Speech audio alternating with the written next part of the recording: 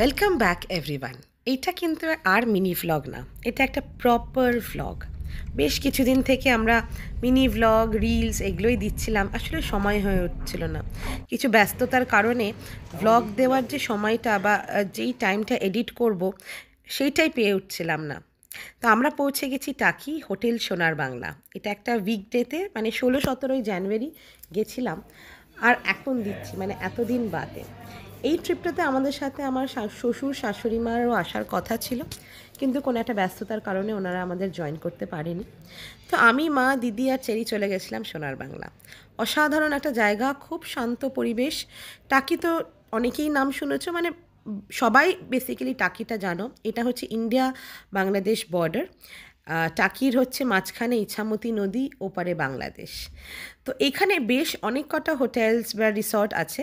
তো আমরা সোনার বাংলাটাই বেছে নিয়েছিলাম একটু কমফোর্টেবল স্টে করার জন্য, যেহেতু চেরি আছে, মা আছে, তাই জন্য। নৈহাটি থেকে সোনার বাংলা আমাদের লেগেছিল 3.5 থেকে 4 ঘন্টা। এইটা হচ্ছে আমাদের রুমটা হচ্ছে সুপিরিয়র ডিলাক্স একটা রুম। রুমের ট্যারিফ পড়েছিল per night around 7,500 plus GST. তো রুমটা কিন্তু খুবই সুন্দর, মানে ইট অ্যাকোমোডেটস অ্যাপ্রক্সিমেটলি 3 অ্যাডাল্টস আর 1 কিড। মানে আমরা ওই ক্রাইটেরিয়া দিয়েই এই রুমটা পেয়েছিলাম, 3 অ্যাডাল্টস 1 কিড। একটা সোফা দিয়েছে, যদিও একটা এক্সট্রা কটও আমাদের রাতে প্রোভাইড করেছিল। আর বেডটা ছিল কিং সাইজ, মানে প্রপার ফর 2 অ্যাডাল্ট আর আ কিড। আর জানলা খুললেই অসাধারণ Ichamati, what a view, what a view. আর যে জিনিসটা নিয়ে আমরা খুব বেশি চিন্তিত থাকি একটা হোটেলের, সেটা হচ্ছে ওয়াশরুম পরিষ্কার শুকনো, এটা হচ্ছে মেজর ক্রাইটেরিয়া। মানে শুকনো একটা পরিষ্কার ওয়াশরুম যেখানে নিট অ্যান্ড ক্লিন সব কিছু, সেটা কিন্তু আমার মানে আমি যে কোনো হোটেলে গিয়ে দেখি, সে ছোট হোক বড় হোক, কিন্তু পরিষ্কার একটা বাথরুম খুব প্রয়োজন। তুমি আসবে?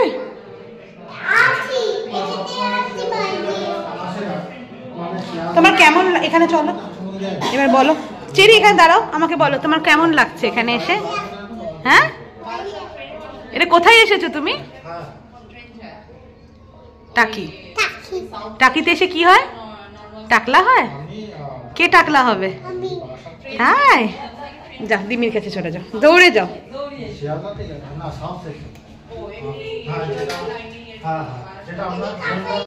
আবার ফেরত চলে আসলাম আমার ভয়েস ওভার সেকশনে। আমি ভেবেই রেখেছি যে এখানে চেরির ভয়েসগুলো ইনট্যাক্ট রাখবো, বাকিটা ভয়েস ওভার দেবো। তো অ্যাজ ইউজুয়াল এখানে একটা ওয়ার্ক ডেস্ক ছিল। ওয়ার্ক ডেস্ক কাম তোমার ব্রেকফাস্ট যে ডেস্কটাতে প্রোভাইড করে, সেখানে চা, চিনি সব কিছু দেওয়া ছিল। নিচে একটা মিনি ফ্রিজ ছিল। সব থেকে ভালো ব্যাপার হচ্ছে প্লাস্টিক বটলস কোথাও এখানে নেই। প্লাস্টিকের ইউসেজ একদমই ছিল না, না ওয়াশরুমে না জল। আর আমাদের ইছামতিটাকে দেখো কি অসাধারণ লাগছে। আমাদেরই বললাম, কারণ দেশ ভাগ হয়েছে, মানুষ ভাগ করেছে।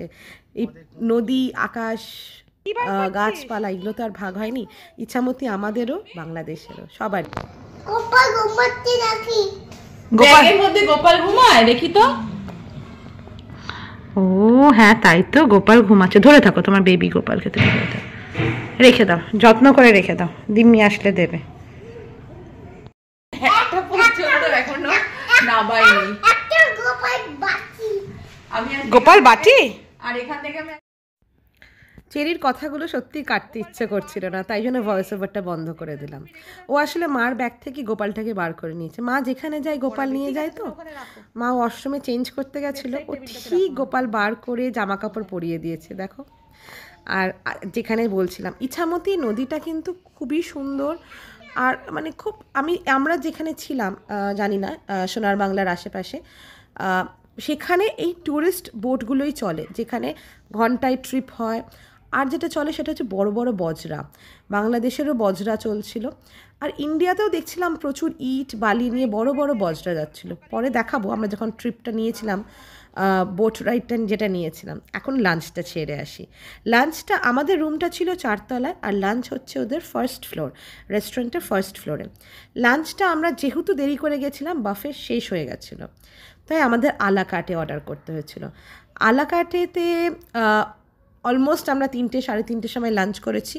যদিও চেরি লাঞ্চ মানে আসার সময় গাড়িতে করে নিয়েছিল, তাও ওর খিদে পেয়ে গেছিলো, তাই জন্য আমাদের সাথে ও লাঞ্চ অর্ডার দিয়েছে। ভাত, ডাল, আলু ভাজা, দেখো মানে ফ্রেঞ্চ ফ্রাইজ আনা হয়েছিল ওর জন্য, যাতে ও যদি ভাতটাও না খায় অ্যাটলিস্ট ফ্রেঞ্চ ফ্রাইটা খায়। তো ওর জন্য স্পেশালি খুব সুন্দর একদম সল্টেড ফ্রেঞ্চ ফ্রাই দিয়েছিল, দেরাদুন রাইসের ভাত, চিংড়ি মাছের মালাইকারি আর মাটন ডাক বাংলো। এবার তোমরা অনেকেই ভাববে যে আমরা টাকিতে গেলাম আর ইলিশ মাছ খেলাম না। হ্যাঁ, ওনারা যেটা আমাদের বললেন যে ইলিশ মাছ যদি ফ্রেশ না হয় তাহলে সেটা ওনারা মেনুতে রাখেন না। তো জানুয়ারি মাসে সেরকম ফ্রেশ ইলিশ মাছ বরফ ছাড়া মানে খুব একটা বেশি পাওয়া যায় না। আমার সেরকম আইডিয়া নেই, তবে probably I am correct over here যে আমার যেটা মনে হয় যে ইলিশ মাছ বর্ষাকালে যতটা ফ্রেশ পাওয়া যায় জানুয়ারিতে অতটা পাওয়া যায় না। তো আমরা খুব তাড়াতাড়ি লাঞ্চ কমপ্লিট করেছিলাম, কারণ আমাদের বলেছিল যে 5টার মধ্যে আপনারা বোট নিয়ে আবার ফেরত আসবেন।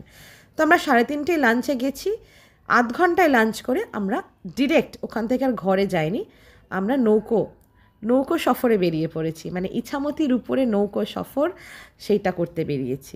তো এই ট্রিপটা আমাদের হোটেল থেকেই আমরা নিয়েছিলাম। বাইরেও অজস্র এরকম ব্রোকার্স বা টোটো দালাল দাঁড়িয়েছিল, যারা বলছিল যে ঘন্টায় 1000 টাকায় আপনাদের ইছামতি ঘুরিয়ে দেবো। তো দেখো, প্রথমত জায়গাটা চিনি না, অজানা জায়গা, তার মধ্যে জলের একটা ব্যাপার আছে, বয়স্ক বাচ্চা সবাইকে নিয়ে গেছি, তাই খুব একটা রিস্ক নিইনি। আমরা হোটেলেরই গাইডেড ট্যুর নিয়েছিলাম, একটু বেশি সেফ মনে হয়েছিল, সেই জন্যই maybe I am wrong over here, একটু দামটা বেশি পড়েছিল। মানে বাইরে থেকে যদি তুমি নাও সেটা 1000 টাকা ফর আ বোট। ওখানে শেয়ারিংও থাকে, মানে আরেকটা ফ্যামিলি যদি আসে তাহলে 1000 টাকা শেয়ার করে নিতে পারো। আর আমরা 1500 টাকায় 3 জন গেছিলাম, তো ইট ওয়াজ আ গুড ডিল, 500 টাকা করে 1 ঘন্টা। এই সোনার বাংলা একটা ইনফাইনাইট পুল আছে, ইনফাইনাইট বলবো না, একটা almost seems to be infinite একটা পুল, কিন্তু শীতকালের জন্য কেউ নামছে না, জাস্ট শান্ত জল। আর সামনে যদি ইছামতি থাকে, সত্যি সুইমিং পুলে নামার ইচ্ছা করে না। এই পুরো ট্রিপটাতে চেরি হচ্ছে মায়ের অ্যাসিস্ট্যান্ট, মানে চেরি মাকে সামলে সামলে নিয়ে গেছে, আমার হাত ধরেনি, দিদি ভাইয়ের হাত ধরেনি, ও মাকে হাত ধরে এই যে সিঁড়িটা দেখছো এই সিঁড়িটা দিয়ে নামিয়েছে। মানে she is growing up so fast. আর এটা হচ্ছে বর্ডার সিকিউরিটি ফোর্স, মানে টাকির যে সোনার বাংলাটা আছে তার এক্স্যাক্ট একই দেওয়ালে বিএসএফের একটা ক্যাম্প আছে, বড় ক্যাম্প, মানে যেখানে ওনারা থাকেন সেরকম একটা ক্যাম্প। আর যে বজরার কথা বলছিলাম যে ইটবাহী বা বালিবাহী বজরা, এই হচ্ছে সেই একটা বজরা, এটা ইন্ডিয়ার দিকে এরা যাচ্ছে। আর দূরে যে জমিটা মানে সমতল জমি দেখা যাবে এর পরের হ্যাঁ এই জায়গাটাতে, এটাও কিন্তু ইন্ডিয়া। আর দূরে যেটা দেখতে পাচ্ছ সেইটা হচ্ছে বাংলাদেশ। আমরা এখন ইন্ডিয়ার ধার দিয়ে যাচ্ছি, বোটটা অ্যাকচুয়ালি ইন্ডিয়ার যে ব্যাঙ্কটা আছে ইছামতির ব্যাঙ্ক, সেই দিক থেকে ঘুরে মাঝগঙ্গা হয়ে আবার ফেরত আসবে। তো এই দিকটা পুরোটাই হচ্ছে ইন্ডিয়া। সূর্য অস্ত যাচ্ছে, অসাধারণ।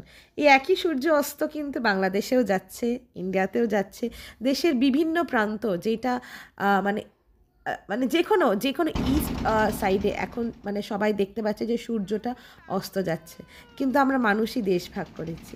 যাই হোক, এরকম পলিটিক্যাল কথায় আর আসবো না, এনজয় করি, মানে খুবই সুন্দর একটা ভিউ। চেরি হাই করে দাও, হাই করো চেরি।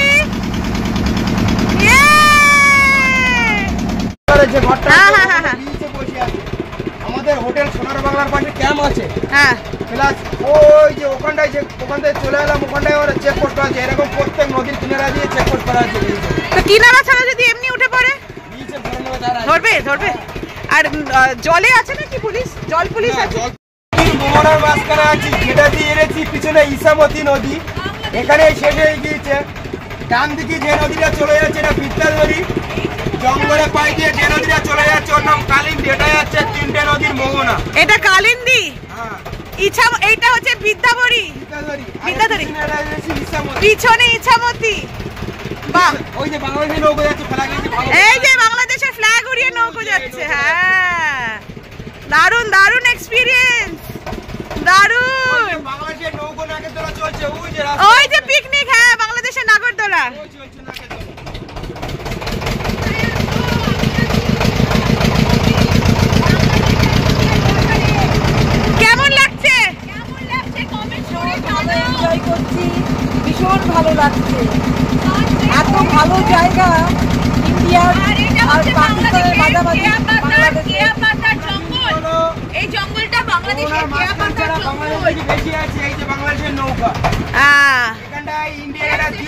মাছরাঙা দ্বীপ, এটা 20 সালে আমপাম চট্টতে ভেঙে নদীতে চলে গিয়েছে।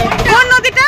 এই যে বিদ্যাধর এখানে মোহনার দ্বীপ ছিল, মাছরাঙা দ্বীপ, এই ও আচ্ছা, মাছরাঙা দ্বীপ ছিল এখানে, ভেঙে চলে গিয়েছে 20 সালে ঝড়েতে।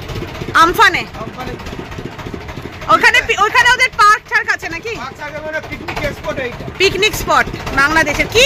ওইখানে কোন গ্রাম? এটা বাংলাদেশের সাতক্ষীরা ডিস্ট্রিক্ট, গ্রামটার নাম শ্রীপুর। শ্রীপুর, সাতক্ষীরা ডিস্ট্রিক্ট। তো আমাদের 1 ঘন্টার বোট রাইড শেষ হয়ে গেল। এটা হচ্ছে সোনার বাংলার উল্টো দিক, মানে যেখান থেকে নৌকোতে ওঠা হয় সেই দিকটার ভিউ। হ্যাঁ, এই পাশেই যেটা দেখছো সেটা হচ্ছে বর্ডার সিকিউরিটি ফোর্স, যেটা বেড়া দেওয়া আছে, তাদের ক্যাম্প। তো সন্ধেবেলায় চেরিকে আর কীভাবে বিজি রাখবো? ওর যেটা প্রিয় কাজ সেটা হচ্ছে ড্রয়িং করা। ওর জন্য ড্রয়িং বুকস, ক্রেয়ন্স সব নিয়ে গেছিলাম। বিস্কিট কালার করো, অরেঞ্জ কালারই করো, ওটা দেখা যাবে, বোঝা যাবে। আচ্ছা হ্যাঁ, ওটা করো, ব্রাউনটা করো। না না না, ও বাবা, এইটা করে। এটা ধরো একটুখানি দেখি কেমন লাগে, এটা করে দেখি, এটা দেখি।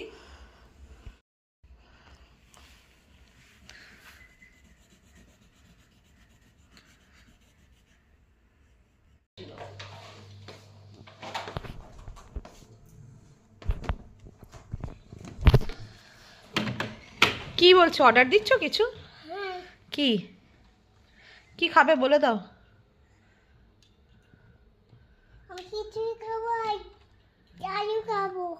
খিচুড়ি খাবে আর আমি খিচুড়ি খাবো আর আলু ভাজা খাবো। ওকে। অর্ডার।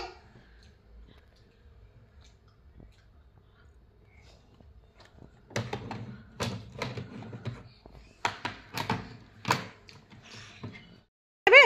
হ্যাঁ খাবো। তোমার খাবার এসে গেছে? কি দিয়েছে দেখি? ভাত, আলু ভাজা, ডাল। কি দিয়েছে? ডাল। তুমি অর্ডার দিয়েছিলে? হ্যাঁ, ডাল। তোমার ডাল, আমার ডাল। সন্ধ্যাবেলার পর আর টাকিতে সেরকম কিছু করার নেই। এখানে যে স্পটগুলো আছে সেগুলো মেজরলি পিকনিক স্পট বা এই ইছামতির উপরই ওয়াটার, যেটা বোট রাইড যেটা বললাম সেটাই। তো পিকনিক তো আমরা করিনি বা এরকম কোনো প্ল্যানও ছিল না। আর কিছু সন্ধেবেলা কিছু করার নেই, তাই সন্ধেবেলা আমরা খুব তাড়াতাড়ি খেয়ে ঘুমিয়ে পড়েছিলাম। চেরিকে আগে খাইয়ে দিয়েছিলাম আর আমরাও ডিনার করে ঘুমিয়ে পড়েছিলাম। ওরে বাবা, কত কিছু দেখবো। একটু বউয়ের মুখটা দেখি, একটু বউয়ের মুখটা দেখি। আবার ঠিক করছে, ওরকম দেখতে দেখতে পড়ে যাবি বাবা।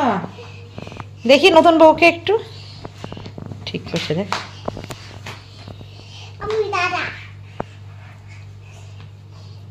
যেহেতু আগের দিন তাড়াতাড়ি ঘুমিয়ে গেছিলাম, পরের দিন ভোর ভোর আমি আর চেরি উঠে পড়েছি। উঠে আমরা ব্রাশ করছি মা আর চায় মিলে। আমরা এই সময়টা আমার ভীষণ ভালো লাগে, যখন আমি আর চেরি সকালবেলা আগে উঠি। খুব একটা সেরকম হয় না, অভিজিৎ আগে উঠে পড়ে, মা আগে উঠে পড়ে। তো এই দিনকে ওরা সবাই রেস্ট নিচ্ছিল, খুব টায়ার্ড, আগের দিন অনেকক্ষণ জার্নি করেছে, তারপরে এখানে এসেও খুব একটা রেস্ট পায়নি। তো আমি আর চেরি সাফিসিয়েন্ট রেস্ট নিয়ে উঠে পড়েছি সকালের টাইমটা এনজয় করব বলে। তো দেখো, আমার অ্যাকচুয়ালি কিছু ওর দুধের বোতল এগুলো ধোয়ার ছিল, আর চেরি ব্রাশ করে নিচ্ছিল। Good morning everyone. আচ্ছা, তোমাদের বলাই হয়নি, কলকাতা যাওয়ার সময় আমার হাতে একটা মোচড় লাগে, আর তার জন্য ওই ব্যান্ডেজটা। মানে এইটা কি বলো তো, ওই লাগেজগুলো তোলার সময় প্রবাবলি কোথাও একটা অমনোযোগী হয়েছিলাম আর হাতটা হয়তো ঘুরে গেছিলো। স্পেসিফিক্যালি মনে নেই, কিন্তু বেশ ব্যথা করছিল। তো যখন টাকিতে গেলাম ভাবলাম আবার তো লাগেজ তুলতে হতে পারে, তাই জন্য প্রোটেকশনের জন্য ওটা পরে নিয়েছিলাম। চেরি কিন্তু ব্রাশ করতে বেশ এনজয় করে, ওর খুব প্রিয় কাজ হচ্ছে সকালে উঠে আগে ব্রাশ করা। আগে সেরকম করতে চাইতো না, ইদানিং দেখি ও খুব ভালোবাসে ব্রাশ করতে। মেবি ওর পেস্টটা একটু মিষ্টি বলে, তাই নাকি কি জানি। ব্রাশটা সেরে অ্যারাউন্ড 9টা, মানে 10টা অবধি ওরা ব্রেকফাস্ট সার্ভ করবে বাফে। তো আমরা 9টার দিকে বেরিয়ে পড়েছিলাম, আমি, মা, চেরি আর দিদি বেরিয়ে গেছিলাম নিচে, যেখানে আমাদের কালকে লাঞ্চ করলাম সেখানেই ব্রেকফাস্ট করতে গেছিলাম। কি বলো তো, প্রথমত তো আমাদের আজকে চেক আউট করতে হবে 11টার সময়। তো তাড়াতাড়ি ব্রেকফাস্ট করে এসে চেরিকে চান ফান করাতে হবে, করিয়ে তাড়াতাড়ি বেরিয়ে গেলে আমরা সন্ধেবেলা, মানে সন্ধ্যের আগেই বাড়ি ঢুকে যাওয়ার প্ল্যান ছিল। তো এই রকম শান্তভাবে ব্রেকফাস্ট অনেক দিন করা হয় না। আরাম করে বেশ জ্যাম লাগাচ্ছি, বাটার লাগাচ্ছি।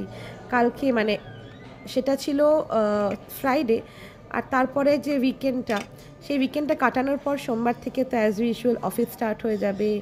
আবার কবে ঘুরতে আসবো ফ্যামিলির সাথে, এই দিনগুলো খুব মিস করব। আরাম করে আমরা মানে এই যে ব্রেকফাস্টটা করছি, খুব খুব খুব চেরিশ করেছি এই দিনটা। আর খাবার দাবার সত্যি খুব ভালো ছিল। মানে টাকির আমি জানি না অন্য কোনো সোনার বাংলা আমি যাইনি, তবে আমি সত্যি বলবো এখানকার খাবার কিন্তু অসামান্য ছিল। সবকটা আইটেম খুব ভালো, খুব ফ্রেশ।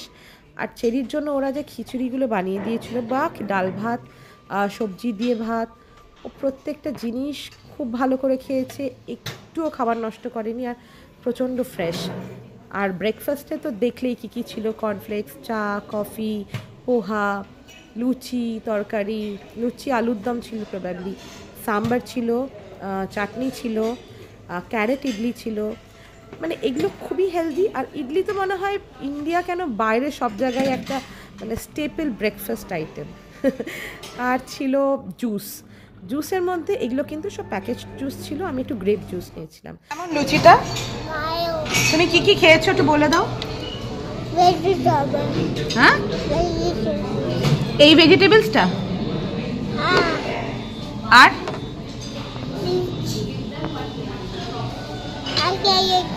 আর ক্যারেট খেয়েছো। বড় হয়ে গেছে তাই ক্যারেট খাবে না, তাহলে কি খাবে? চিনি দেয় দিসনি না? লুচি।